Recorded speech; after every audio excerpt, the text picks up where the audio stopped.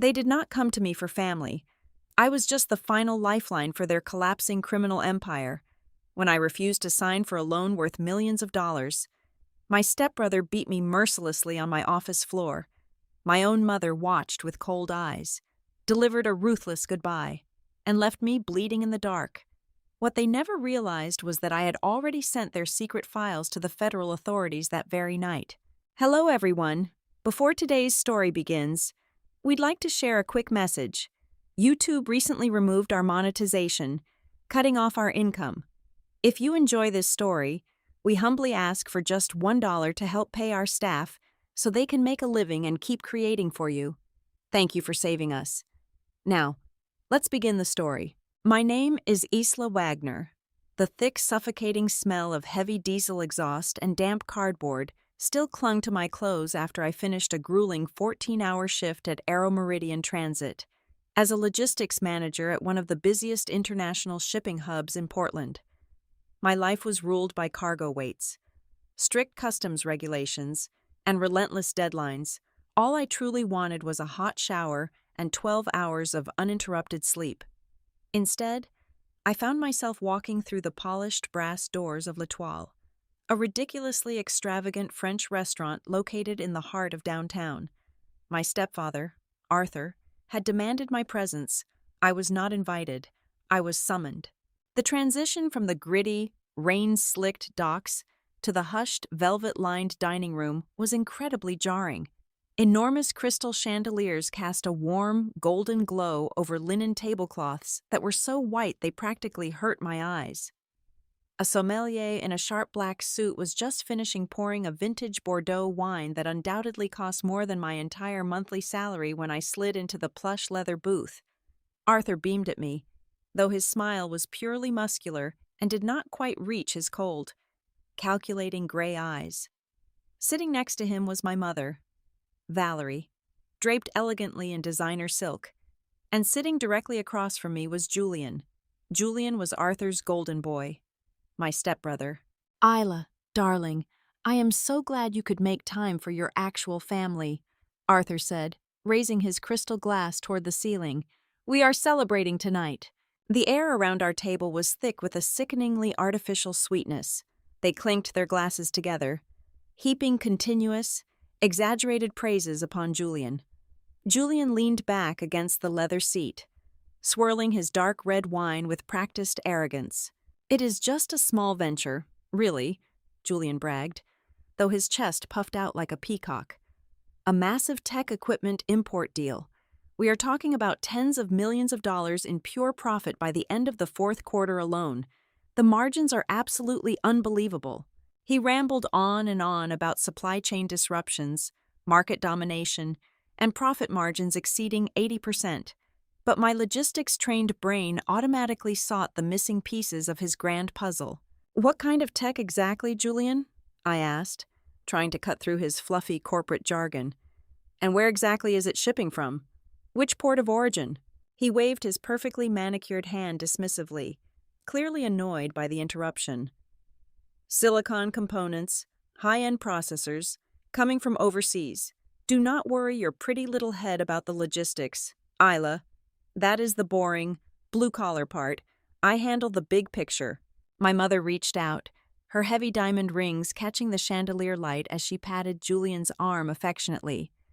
Oh, Julian is a true visionary, Valerie cooed, her voice practically dripping with pride. But even the greatest visionaries cannot do everything all by themselves. True success is always built on a solid foundation of family. You need people who have your back when the tedious government bureaucracy gets in the way. Blood is what truly matters in this world. Isla, we always have to support each other, no matter what. I should have recognized the elaborate setup right then and there. The expensive wine, the sudden urgency of a family dinner, the heavy-handed, theatrical talk of loyalty. It was all a carefully constructed stage. Just as the waiter quietly cleared our dinner plates and brought out 4 delicate chocolate soufflés, the friendly facade finally dropped. Arthur reached down into his expensive leather briefcase and pulled out a thick, terrifyingly dense stack of legal documents. He did not gently place it on the table. He dropped it right next to my dessert with a heavy, intimidating thud. "This is where you come in, Isla," Arthur said, his tone instantly shifting from a jovial host to a stern, commanding businessman. I stared at the papers. "What is this?" I asked, my throat suddenly feeling very dry. "Just a minor administrative hurdle." Julian jumped in, leaning across the table, his eyes locking onto mine like a predator cornering its prey. "My premium shipment is temporarily stalled at the commercial port. Customs is being entirely ridiculous about some missing origin certificates. I need a bonded federal warehouse to clear the containers immediately. Your director-level license at Aero Meridian Transit is absolutely perfect for this." I felt the blood drain completely from my face, leaving my skin ice cold. "You want me to use my company's federal customs license to illegally bypass port security for a massive shipment you will not even properly identify?" "And," Arthur added smoothly, sliding a heavy gold pen across the white tablecloth until it hit my plate, "we need you to sign as the primary personal guarantor for the commercial bridge loan. It is just a formality. Really, it is merely $5 million to cover the temporary holding fees, port taxes, and the supplier's final deposit. Once the goods move to the buyers next month, the entire debt is cleared. It is zero risk for you." I sat there completely paralyzed. They were casually asking me to put my professional name, my entire career, and my personal freedom on the line for a phantom cargo and a massive commercial loan I could never repay in 100 years. "No," I whispered, shaking my head. "I cannot do that. That is blatantly illegal, and it is absolute financial suicide." The warm, golden light of the luxurious restaurant suddenly felt like the blinding glare of an interrogation lamp. Valerie's face hardened instantly, the loving, proud mother act vanishing into thin air. "Isla," she snapped, her voice sharp and dripping with deep disappointment. "After everything Arthur has graciously done for us, you are going to sit there and be incredibly selfish? This is about family loyalty. We are handing you a golden chance to prove you actually belong in this family. And you are throwing it right back in our faces?" I looked at the three of them sitting around the table. They did not see a daughter, and they certainly did not see a sister. They only saw a signature, a convenient scapegoat. They were deliberately using the sacred concept of loyalty as a blunt weapon, trying to emotionally manipulate and corner me into shouldering all of their immense financial and legal liabilities while they planned to safely reap all the rewards. The underlying tension in the air was no longer hidden behind fake smiles and expensive wine. It was suffocating, heavy, and undeniably dangerous. I left the restaurant with the thick leather folder practically burning a hole through my hands. The drive back to my cramped apartment was a blur of flashing streetlights and pounding rain. As soon as I locked my front door, I dropped the heavy pile of documents onto my small wooden dining table. I brewed a massive pot of black coffee. It was almost midnight, but I knew I was not going to sleep a single wink. My family thought I was just a naive, blue-collar worker who would be easily intimidated by aggressive corporate posturing. They forgot that I spent my entire adult life tracking international shipments, auditing customs manifests, and finding discrepancies that no one else could see. Numbers do not lie. And tonight, I was going to make these numbers confess. I opened my laptop and started cross-referencing the container identification codes printed on Julian's import declarations with the Global Shipping Registry. Almost immediately, the perfect, glossy surface of his multi-million-dollar tech venture began to crack and crumble. He claimed he was importing delicate silicon processors, but the listed cargo weight for the shipping containers made absolutely no sense. High-end microchips are light and require specialized, climate-controlled packaging. The manifests in front of me indicated bulk freight weighing over 40,000 pounds per unit, shipped without any temperature regulations, arriving from a high-risk port known heavily for black market exports. My fingers flew across the keyboard as I dug deeper into the supply chain routing. The cargo was deliberately bounced through 3 different transit ports in an obvious attempt to wash its origin. You do not do that for legal electronics. You do that when you are moving illicit cargo. This was not a tech startup. It was a highly organized, large-scale smuggling operation, and Julian was trying to use my clean federal logistics license to legally blindfold the port authorities and pull the contraband right through the front door. The sheer scale of the deception made my heart race, but my mind remained hyper-focused. I pushed the shipping manifests aside and pulled out the financial agreements Arthur had demanded I sign. The paperwork required me to act as the ultimate guarantor for $5 million. I looked at the primary borrowers listed on the contract. They were a web of 6 obscure limited liability companies. I accessed a public commercial database to run background checks on every single corporate entity. The results popped up on my screen, glowing ominously in the dark room. It was an absolute financial bloodbath. Every single one of those shell companies was currently under active, aggressive investigation by the federal tax authorities.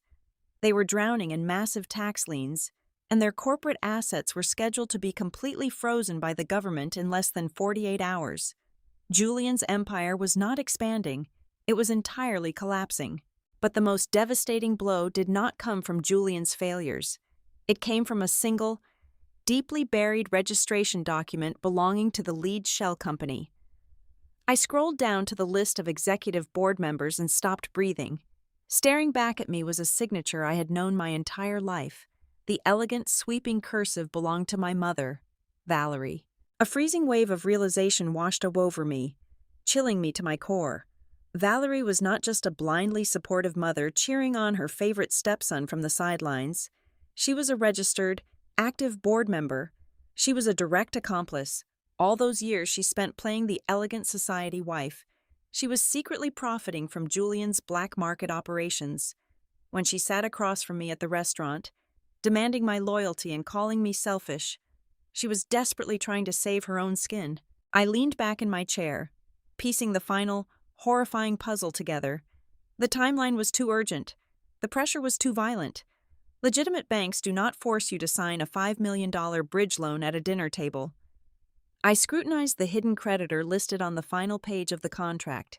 It was not a bank. It was a private offshore holding firm with known ties to an incredibly violent underworld syndicate. Suddenly, the entire extortion dinner made perfect, terrifying sense. The $5 million was not business capital. It was blood money. It was an emergency ransom, an overdue protection payment to a ruthless criminal organization that did not tolerate delays.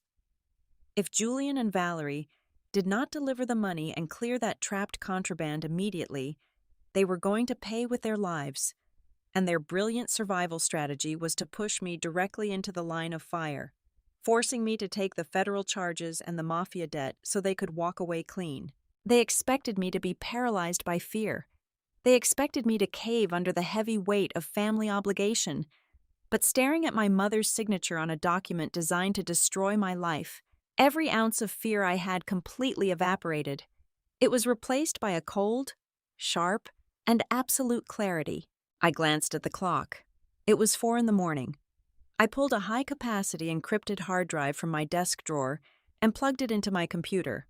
I meticulously scanned and downloaded every single shipping manifest, every fraudulent financial record, every tax lien, and the undeniable proof of Valerie's involvement. I created a flawless, indisputable digital trail of their entire criminal conspiracy. Once the transfer was 100% complete, I safely ejected the hard drive and slipped it into the inner pocket of my jacket. I picked up my phone, opened my contacts, and drafted a highly urgent message to Vance, the toughest corporate defense lawyer I knew in Portland. I requested an emergency meeting for 8 o'clock sharp that very same morning. My family had spent the entire night building a trap for me. Now, I was going to use their own blueprints to build a cage for them. I closed my laptop, listening to the heavy rain beating against my window. I was no longer the obedient, overlooked daughter. I was the architect of their downfall. It was exactly 8 o'clock in the evening when the heavy steel door of my dispatch office groaned open. The main warehouse floor was already locked down for the night, shrouded in dark shadows. But outside in the loading yard, the relentless, deafening roar of massive 18-wheeler trucks idling their diesel engines violently shook the thin walls of my port cabin. I sat silently behind my scratched metal desk under the harsh, unforgiving glare of a single fluorescent bulb, waiting. Julian walked in first. He was no longer wearing his custom-tailored suit from the luxurious restaurant. He had on a dark leather jacket, his eyes darting around the gritty, grease-stained office with obvious disgust. Valerie followed closely behind him, clutching her expensive designer handbag tightly against her chest like a protective shield against the industrial grime of my world. They both looked deeply impatient, annoyed by the inconvenience of coming to my workplace, fully expecting me to simply hand over the signed contracts, surrender my career, and save their miserable lives. "I do not have time for your stubborn games, Isla," Julian snapped. Stepping aggressively right up to the edge of my desk, he slammed the blank guarantee forms down in front of me, along with a sleek black fountain pen. "The offshore creditors are breathing down my neck. Sign the paperwork right now so I can get the Federal Port Authority off my back and release my shipping containers before midnight." I did not reach for the pen. My hands were perfectly steady. Instead, I calmly opened the thick manila folder resting on my lap. I pulled out the heavy stack of printed copies I had generated after my emergency meeting with Vance that morning. I did not say a single word at first. I just tossed the pages onto the desk, completely covering the blank contract he wanted me to sign. Julian frowned, his thick brow furrowing in deep confusion. He picked up the top sheet. It was the internal routing manifest proving his cargo weight exceeded the legal limit for microprocessors by tens of thousands of pounds. I watched his dark eyes scan the page. I watched the arrogant, untouchable smirk violently melt off his face. "You are not moving tech components, Julian," I said, my voice eerily calm and steady against the vibrating rumble of the heavy trucks outside. "You are running heavy contraband through a network of dummy corporations, and every single one of your dummy corporations is currently drowning in federal tax liens and facing asset freezes by tomorrow morning." Valerie stepped forward, her perfectly made-up face suddenly turning ashen pale. "Isla, what on earth are you talking about?" I looked directly into my mother's eyes, feeling an absolute void where my love for her used to reside. "I am talking about the offshore syndicate you both owe $5 million to. I am talking about your registered signature on the executive board of the lead shell company. Mother, I know everything." Julian dropped the paper as if the ink had burned his fingers. The polished, manipulative corporate golden boy vanished into thin air in an instant. In his place stood a terrified, cornered beast who had just realized the trap he so carefully set had snapped shut on his own leg. His broad chest heaved up and down rapidly. His eyes dilated with a frantic, unhinged panic. He knew the ruthless syndicate would kill him if he did not pay the protection money, and I was his only remaining way out. "You stupid, arrogant bitch," Julian hissed, his voice dropping into a guttural, terrifying growl. "Do you have any idea what you have done? Do you know who these dangerous people are?" "I know I'm not going to federal prison for you," I replied, standing up from my chair and looking him dead in the eye. "I am not signing anything. I am done." He did not argue. He did not try to negotiate or manipulate me anymore. He just exploded. Julian lunged across the metal desk with terrifying, unpredictable speed. His large, heavy hands clamped down on my shoulders, his brutal grip bruising my skin instantly through my shirt. He jerked me forward, violently ripping me over the desk. Papers flew everywhere in the air like white confetti. I stumbled hard onto the cold concrete floor, my knees slamming into the ground. But before I could even raise my arms to protect my face or defend myself, he grabbed a massive fistful of my hair. "You are going to sign it," he roared, his spit hitting my face in his blind rage. He yanked my head back with vicious force and slammed it directly into the sharp side of the heavy steel filing cabinet. The impact was deafening. A blinding flash of white light exploded violently behind my eyes, followed instantly by a sickening, radiating wave of pure, agonizing pain. The metallic ringing in my ears almost drowned out my own desperate gasp. Warm, thick blood immediately began to run down the side of my temple, stinging my left eye. I collapsed completely onto the cold, dusty concrete floor, my vision swimming in and out of focus. I desperately gasped for air, trying to find my voice through the blinding pain. "Help!" I screamed, using absolutely every ounce of strength I had left in my burning lungs. "Somebody help me!" But the desperate plea was completely useless. Right at that exact moment, a massive freight truck right outside the thin window shifted into reverse. The deafening, blaring blast of its air horn and the loud, rhythmic, piercing warning beeps completely swallowed my scream. The thick, insulated walls of the dispatch cabin trapped my voice inside. I was entirely alone, completely cut off from the outside world. I tried to drag my broken body away, my fingers desperately clawing at the rough concrete floor. Leaving faint smears of blood from my head, Julian stepped right over me, his heavy boots planted firmly on either side of my trembling body.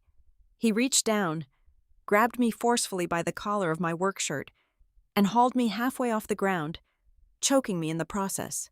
"They will kill us!" Julian screamed, his face completely distorted by pure, animalistic terror and uncontrolled rage. "They will put a bullet in my head, and they will murder your mother in cold blood. You are going to sign that paper right now to save this family." He drew his right arm back and drove his clenched fist directly into my side with all of his heavy weight behind it. The sound was sickening. A sharp, distinct, horrifying crack echoed loudly in my chest as my ribs snapped under the brutal, unforgiving force of his knuckles. An unbearable, paralyzing agony shot through my entire torso like lightning, robbing me of my breath entirely. I could not even scream. The pain was too absolute. My vision went completely black at the edges as I crumpled back down onto the blood-stained floor, violently choking on my own tears and the sharp, coppery taste of blood. I lay there, completely broken, physically shattered, and entirely defenseless, at the absolute mercy of a monster I was supposed to call family. The heavy, rhythmic clicking of Valerie's expensive designer heels echoed loudly against the hard walls as she slowly stepped into the center of the room.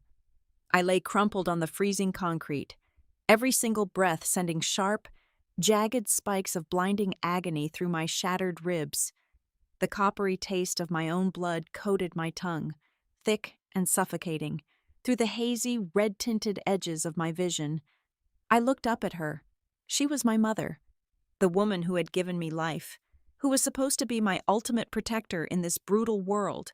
I stared at her, my tear-filled eyes silently begging her to intervene, pleading for her to scream, to push Julian away, to do absolutely anything a mother should do when her child is being brutally slaughtered on a dirty warehouse floor. She did not scream. She did not rush to my side. She did not even flinch. I reached out a trembling, blood-soaked hand toward her ankle, a pathetic, desperate gesture for salvation. Valerie stopped. She looked down at me, her expression entirely devoid of warmth, pity, or even basic human shock. It was a look of profound inconvenience. She deliberately stepped around my outstretched, shaking fingers. She bent down gracefully, her silk dress brushing against the dusty concrete, but her perfectly manicured hands did not reach for me. Instead, she began gathering the scattered, confidential documents I had thrown across the room just minutes before. She carefully picked up the printed manifests and the forged tax records, one by one. Some of the crisp white pages had landed near my head, soaking up the dark red blood pooling beneath my temple. Valerie merely pinched the clean corners of the paper, lifting them away from the crimson puddle with a faint look of utter disgust. She tapped the stack neatly against the edge of the metal desk to align the edges, completely ignoring the horrifying sound of my strained, wet breathing. "You have always been such a massive disappointment to me, Isla," Valerie said. Her voice dropped to a terrifyingly quiet, icy whisper that sliced through the heavy air far sharper than any physical blade ever could. "You are a thoroughly useless, selfish, and cruel daughter. We offered you a simple, straightforward way to finally be a valuable part of this family, and you chose to destroy us instead. You chose to condemn your own brother and your own mother to death over your pathetic, self-righteous morality. I tried to speak, tried to tell her I was dying, but only a wet, choking gasp escaped my lips. Do not look at me like a victim," she continued, her eyes narrowing with absolute malice as she placed the organized, blood-stained folder into her leather handbag. "You brought every single ounce of this upon yourself. You dared to betray your own blood. You are no longer my daughter. You are just collateral damage." The finality in her voice shattered whatever remaining piece of my soul was still holding on. The physical agony of my fractured ribs and bleeding head paled in comparison to the absolute, crushing void of being entirely abandoned by the one person who was biologically wired to love me. Heavy, hurried footsteps echoed down the exterior corridor, and Arthur suddenly appeared in the doorframe. He did not look horrified by the gruesome scene in my office. His calculating gray eyes swept over my broken body on the floor, registering my critical condition with the cold, detached assessment of a man checking a delayed shipping manifest. He immediately placed a firm, protective hand squarely on Julian's broad shoulder, shielding the monster who had just beaten me to the brink of death. "We need to go right now," Arthur ordered, his voice tight with urgent paranoia. "Leave her. She has made her choice, and we cannot afford to be found here when the port security does their final hourly patrol. Grab the paperwork and let us move." Julian wiped a drop of my blood off his leather jacket, glaring down at me one last time with pure hatred, before turning his back. Valerie did not look back. She simply turned around and walked out into the dim hallway, her heels clicking away in perfect, steady rhythm. Arthur pulled the heavy industrial steel door firmly shut behind them. A second later, the heavy metallic thud of the exterior deadbolt sliding securely into place echoed loudly into the room. They had deliberately locked it from the outside. They were not just leaving me to suffer. They were actively turning my own port cabin into a sealed, soundproof tomb, guaranteeing I would slowly bleed out alone in the dark before the morning shift workers ever found me. The profound, suffocating silence of the locked room pressed down on my chest like a physical weight. My vision was fading rapidly, the edges of the room dissolving into a swirling, impenetrable blackness. Every instinct in my battered brain screamed at me to just shut down, to surrender to the emotional numbness, to let the betrayal and the agony finally end. But a tiny burning ember of pure, concentrated fury refused to be extinguished. I was not going to die for their sins. Using the absolute last reserve of adrenaline in my exhausted system, I dug my trembling fingers deep into the rough fabric of the carpet. I dragged my heavy, unresponsive legs forward, painfully inching my way toward the far wall. The distance was barely 10 feet, but it felt like an endless, torturous marathon. My aching chest tightened with every agonizing movement, forcing silent, blinding tears to stream down my face. I carried the heavy, suffocating weight of my shattered reality across the gray floor. Finally, my shaking fingers bumped against the baseboard right below the main electrical control panel. I forced myself to reach up, my arm trembling violently. Mounted right next to the breaker box was the emergency fire alarm system. I could not stand. I did not have the strength to lift myself any higher. I raised my aching right hand, hooked my fingers over the bright red lever, and pulled it down with the last ounce of my fading energy. The heavy plastic snapped into place, sending a sharp jolt up my arm, but I barely registered the impact. I kept my grip tight on the handle, letting my forehead rest against the cool metal casing of the alarm box. I let out a jagged breath, the sudden and deafening wail of the sirens violently tearing through the suffocating silence. A barrage of bright white strobe lights erupted from the ceiling, casting harsh and relentless flashes across my exhausted face.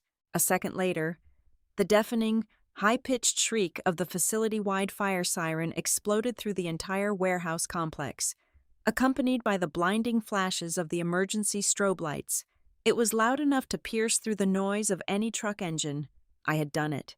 The security guards would be here in minutes. I collapsed backward onto the cold floor, my lungs completely giving out as the piercing alarm screamed overhead, and I finally let the heavy, merciful darkness swallow me whole. The steady rhythmic beeping of a heart monitor was the first sound that pierced the heavy darkness. I slowly forced my eyes open, blinking against the harsh, sterile fluorescent lights of the intensive care unit. My entire chest was wrapped tightly in restrictive bandages, making every shallow breath feel like inhaling broken glass, and a dull, throbbing ache radiated from the heavy surgical stitches on my temple.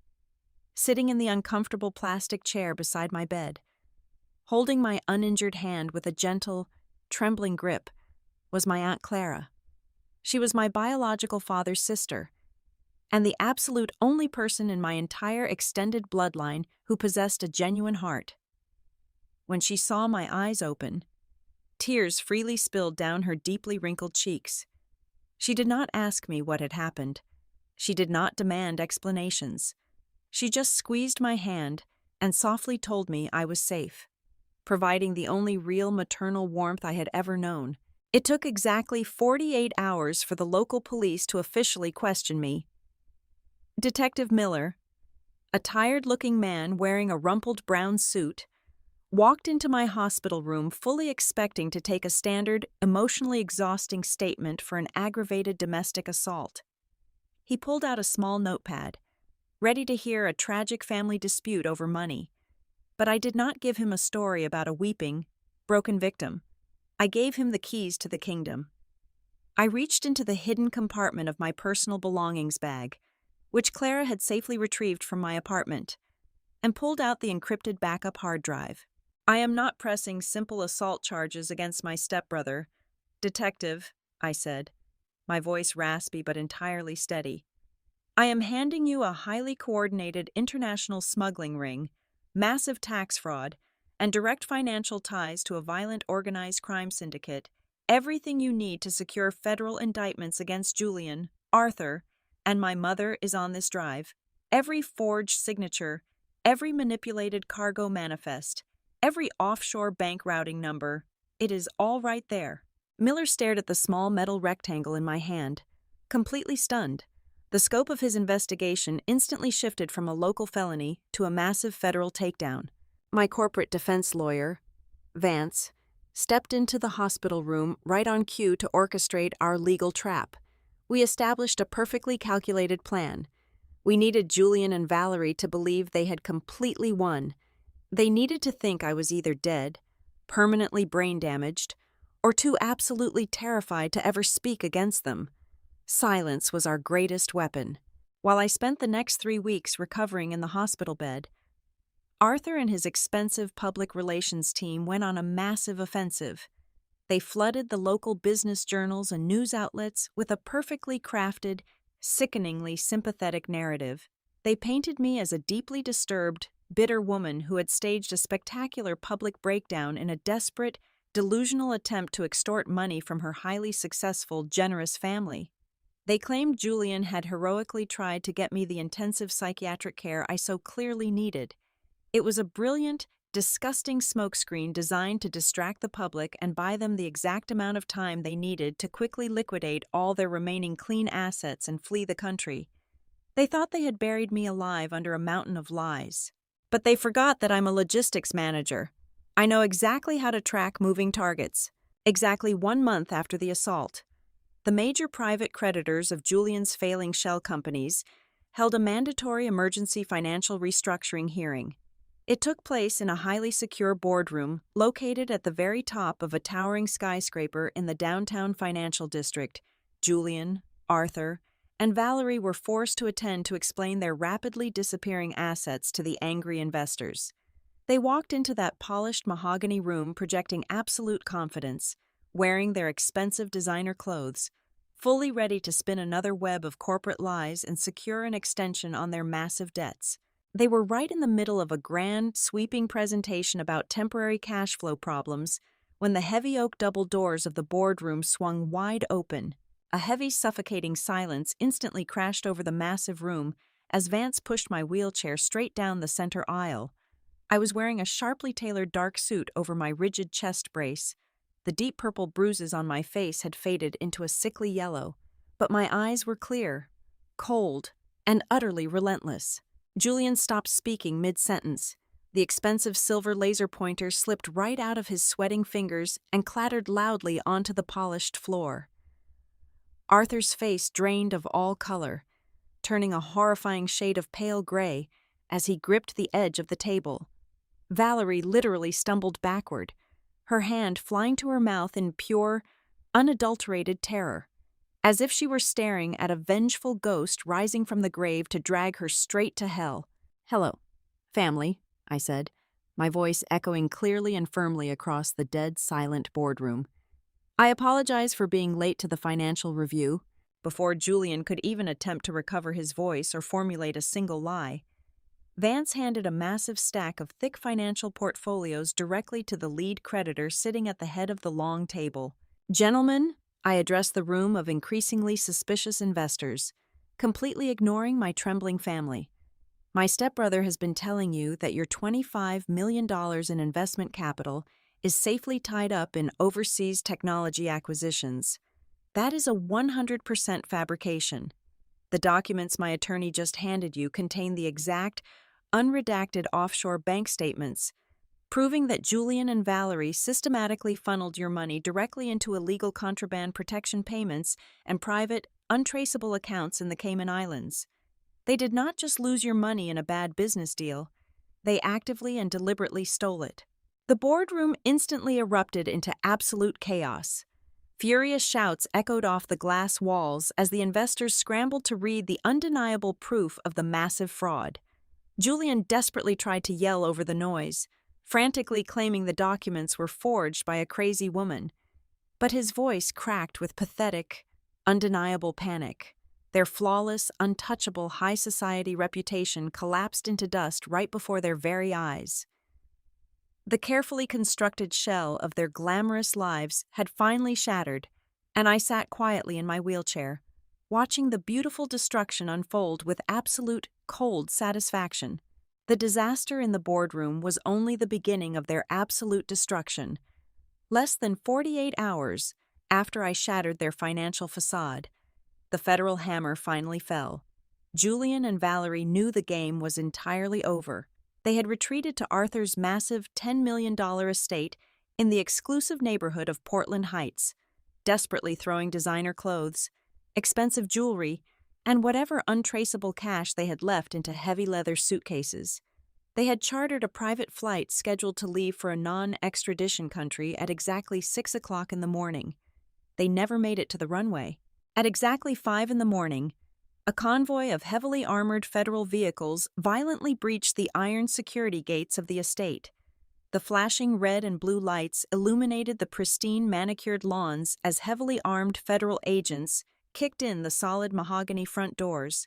I was not there to see it in person, but Detective Miller gladly shared the security footage with me later.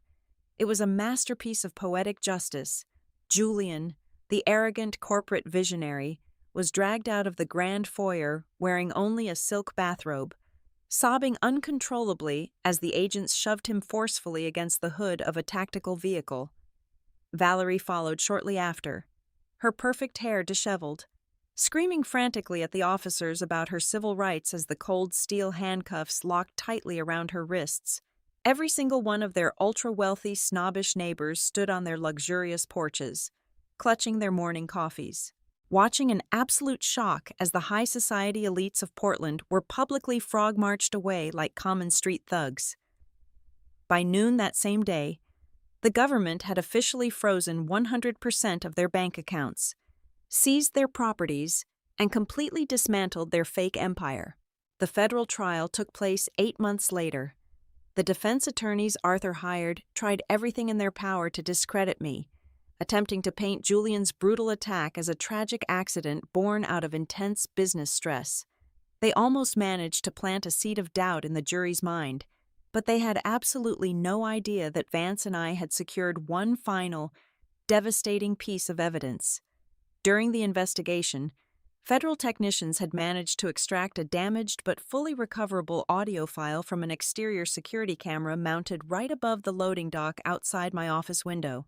When the prosecutor played that audio in the dead-silent courtroom, the entire atmosphere shifted from tense to horrified.